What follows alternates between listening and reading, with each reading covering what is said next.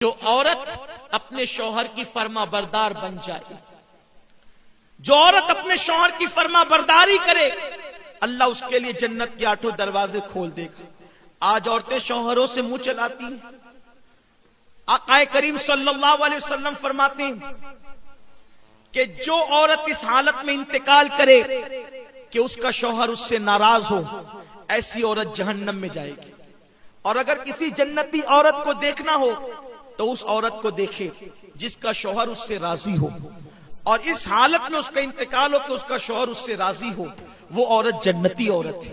اے خاتون جنت کی کنیزوں، آج تو عورتیں شوہر کی اجازت کے بغیر کہیں بھی چلی جاتی ہیں، شوہر کے حکم کے بغیر کہیں بھی چلی جاتی۔ شوہر کام پہ نکلا، ادھر یہ نکل گئی، اس کے گھر بیٹھ، اس کے گھر بیٹھ، یہاں جا وہاں جا۔ یاد رکھیں، اگر شوہر منع کر دے تو بیوی کو یہ حق نہیں کہ وہ اپنے باپ کے گھر بھی جائے، اپنی ماں کے گھر بھی جائے، کیونکہ نکاح کے بعد، شادی کے بعد ماں باپ سے بڑا حق ایک عورت پر اس کے شوہر کا ہوتا ہے۔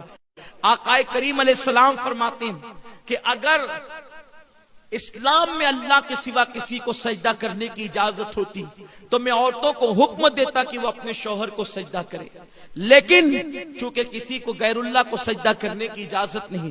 یہاں مجھے ایک حدیث پاک یاد آتی ہے، خواتین غور سے سنیں۔ آج کل اگر شوہر ماں باپ کے گھر نہ بھیجے، بہنوں کے گھر نہ بھیجے، شادی میں نہ بھیجے، تو عورتیں پنچایت بٹھا دیتی ہے کہ مجھے یہاں نہیں بھیجتے، وہاں نہیں بھیجتے، اور گھر کی عزت باہر آتی ہے۔ آئیے دل کے کانوں سے اس حدیث پاک کو سنیں۔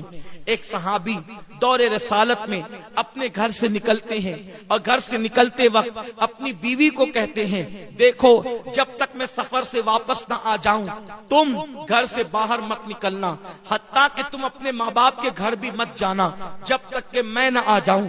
لیکن ان کو خیال نہ رہا کہ میرے بعد پتہ نہیں کیا ہوگا، کیسے حالات ہوں گے، وہ بول کر تو چلے گئے۔ لیکن میری بہنوں سنو تو صحیح، ان کا گھر کہاں تھا؟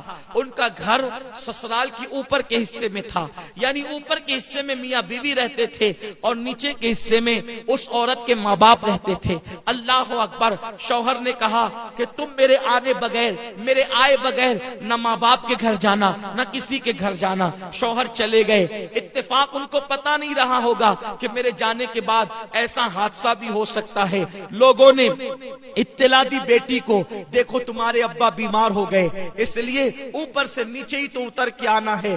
اس نے کہا کہ میرے شوہر نے منع کیا ہے کہیں جانے کے لیے، اس لیے میں نہیں جاؤں گی۔ اللہ اکبر! جب طبیعت زیادہ خراب ہوئی، طبیعت زیادہ سیریس ہوئی، تو لوگوں نے کہا ایسا لگتا ہے اب تمہارے باپ بچیں گے نہیں، ان کا انتقال ہو جائے گا، ذرا آ کر اپنے باپ کو دیکھ تو لو، دو باتیں تو آخری میں کر لو۔ میری بہنوں آپ سمجھ سکتی ہو، جب باپ مرنے والا ہو تو کس بیٹی کی تمنا نہیں کہ وہ اپنے باپ سے بات کر لے؟ مگر کل کی عورتیں شوہر کی کتنی فرما بردار ہوا کرتی تھی، خاون کی کتنی فرما بردار ہوا کرتی تھی۔ اس عورت نے کہا میں پہلے ایک کام کرتی ہوں، جب تک میں اللہ کے رسول سے اجازت نہ لے لوں، حضور جب تک اجازت نہیں دیں گے میں اپنے ماں باپ کے گھر نہیں جاؤں گی، کیونکہ میرے شوہر نے منع کیا ہے۔ اللہ اکبر! اس نے ایک شخص کو بھیجا کہ جاؤ اللہ کے محبوب سے پوچھو کہ کیا میرے شوہر نے منع کیا ہے گھر سے باہر نکلنے کے لیے، تو میں گھر سے باہر نکل کر اپنے باپ کو دیکھ سکتی ہوں، بیمار باپ کی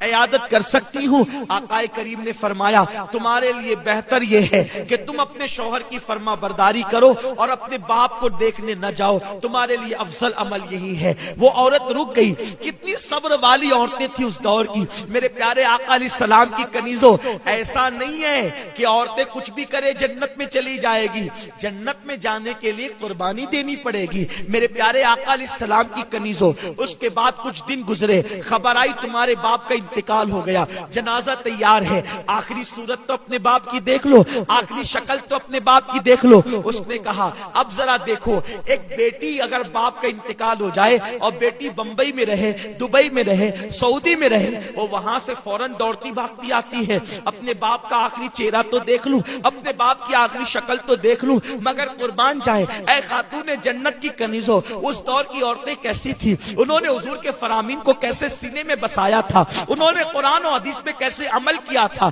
ایک شخص کو بھیجا، جاؤ آقا سے پوچھ کر کے آؤ، میرے شوہر نے مجھے ماں باپ کے گھر جانے کے لیے منع کیا ہے، کیا میں اپنے باپ کی آخری شکل دیکھنے کے لیے جا سکتی ہوں؟ تو آقا کریم نے فرمایا اس عورت کے لیے افضل عمل یہی ہے کہ وہ اپنے باپ کی شکل دیکھنے نہ جائے اور اپنے شوہر کے فرمان پر عمل کرے۔ اللہ اکبر، وہ خاتون صبر کر کے گھر میں بیٹھ گئی۔ اللہ اللہ، لوگ لے گئے اس کے باپ کے جنازے کو اور لے جا کر کے دفن کر دیا۔ رات ہوئی، غمگین تھی، دکھڑا تھا، تکلیف تھی کہ میں اپنے باپ کی آخری شکل بھی دیکھ نہ سکی، مگر شوہر سے کوئی شکایت نہ تھی، اس لیے کہ وہ عورت جانتی تھی کہ میرے شوہر کو تھوڑی پتا تھا کہ وہ یہ کہہ کے جائیں گے اور میرے باپ کا انتقال ہو جائے گا۔ اللہ اکبر، وہ روتے روتے سو گئی۔ رات میں خواب کیا دیکھتی ہے کہ اس عورت کے والد جنتی تاج پہن کر اور جنتی لباس پہن کر جنت کے باغ میں ٹہل رہے ہیں۔ اس عورت نے پوچھا، بابا اللہ نے یہ مقام آپ کو کیسے عطا کر دیا؟ تو اس شخص نے جواب دیا، بیٹی تو نے اپنے شوہر کی فرما برداری کی، اللہ کو تیری یہ ادا اتنی پسند آئی، میرے اللہ نے کہا تیری بیٹی کے نیک عمل کے صدقے جب میں نے تجھے جنت عطا کر دی۔